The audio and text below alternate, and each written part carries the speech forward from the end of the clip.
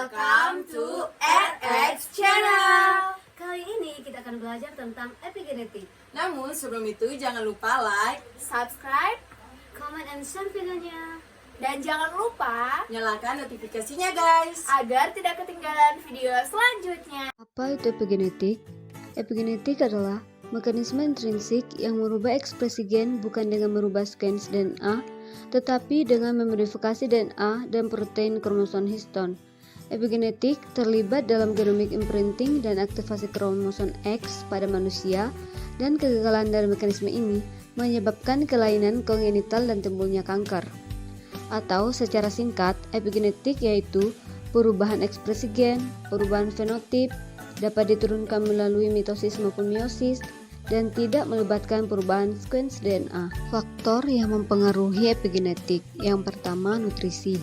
Kekurangan atau kelebihan makanan selama masa kanak-kanak seseorang dapat membuat perubahan epigenetik yang mengakibatkan diabetes. Yang kedua, parenting. Bidang epigenetika terus menjelaskan pentingnya pengasuhan bagi kesehatan mental. Adapun manfaat epigenetik, yaitu epigenetik dapat dimanipulasi sehingga menjadi target terapi bagi kasus-kasus yang melibatkan mekanisme epigenetik. Pada umumnya, epigenetik bermanfaat dalam rekayasa genetika untuk mengombinasikan DNA agar menghasilkan sifat-sifat unggul. Mekanisme epigenetik ada tiga. Yang pertama, metilasi DNA. Metilasi adalah penambahan gugus metil pada C nomor 5 dari sitosin.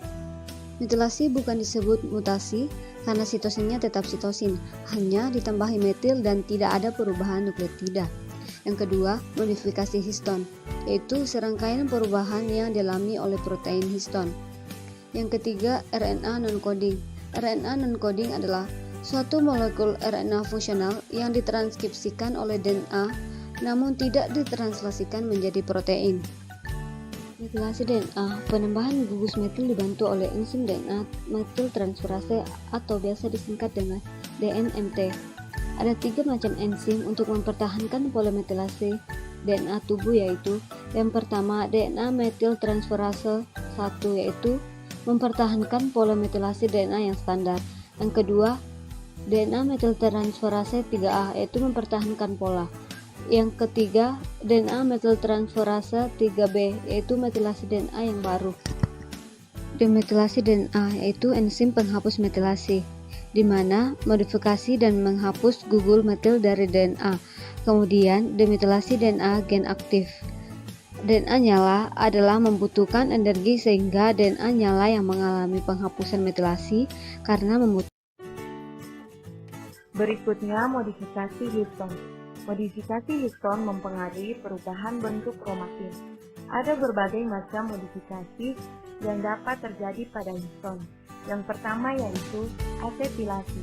Asetilasi pada histon dikatalis oleh HAT yang menguraikan struktur kromosom yang padat sehingga kode pada rantai DNA dapat ditranskripsikan. Sebaliknya, deasetilasi dikatalisis oleh HDA, yaitu akan memadatkan kromosom kembali sehingga DNA yang terikat pada wilayah histon tidak dapat ditranskripsikan. Yang kedua yaitu fosforilasi. Fosforilasi mengaktifkan atau menonaktifkan banyak enzim pada protein sehingga dapat menyebabkan atau menghambat mekanisme kerja penyakit seperti kanker dan diabetes. Atau singkatnya, RNA non-coding adalah suatu molekul RNA fungsional yang ditranskripsikan oleh DNA namun tidak ditranslasikan menjadi protein. Non-coding RNA terdiri dari miRNA, cRNA, tRNA, dan lncRNA yang berperan meregulasi ekspresi gen pada proses transkripsi dan post-transkripsi. MikroRNA berfungsi sebagai regulator negatif bagi suatu gen, biasanya ditemukan di dalam semua sel eukariotik. Short interfering RNA berfungsi memediasi pembelahan urutan spesifik dari mikroRNA yang baru lahir. PIWI interacting RNA berfungsi melindungi germline dari penjajah genom seluler, sedangkan long non-coding RNA merupakan RNA non-coding yang panjangnya lebih dari 200 nukleotida. Selanjutnya, proses terjadinya epigenetik bisa kita lihat pada gambar. Epigenetik termasuk mikroRNA, short interfering RNA, PW indirecting RNA, dan long non-coding RNA. MikroRNA mengikat ke RNA target messenger tertentu dengan urutan komplementer untuk menginduksi pembelahan atau degradasi. Selanjutnya, short interfering RNA untuk menengahi pembungkaman gen pasca transkripsional sebagai hasil degradasi mikroRNA. Dan PW interacting RNA melibatkan pengaturan kromatin dan supresi aktivitas transpose di sel germline dan somatik. Oke guys, sekian penjelasan mengenai epigenetik. Jangan lupa saksikan video-video selanjutnya ya. Terima kasih, semoga penjelasan tadi bisa bermanfaat bagi kita semua.